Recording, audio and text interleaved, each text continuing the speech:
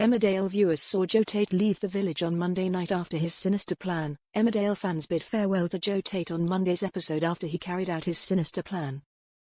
Just last week, Joe engineered a sickening scenario for Caleb Milligan to be stabbed, all in order to steal his kidney.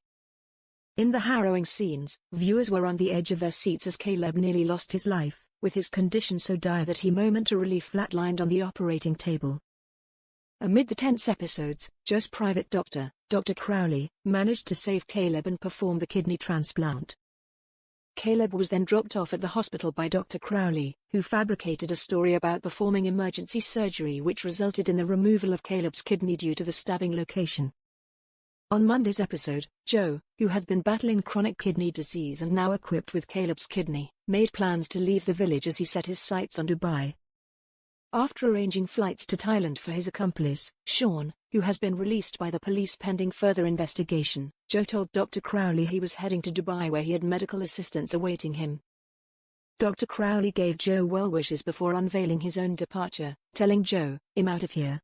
To which Joe echoed the sentiment, recognizing it was time for a new chapter. "Yeah, me too, time to move on." The episode ended with Joe heading to the airport, during which he erased Dawn Fletcher from his phone contacts following their affair.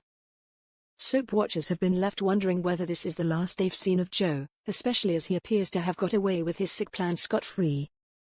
However, it appears that Joe, who returned back in December after 6 years away, will be getting his comeuppance, which hints he could be back in the village once again.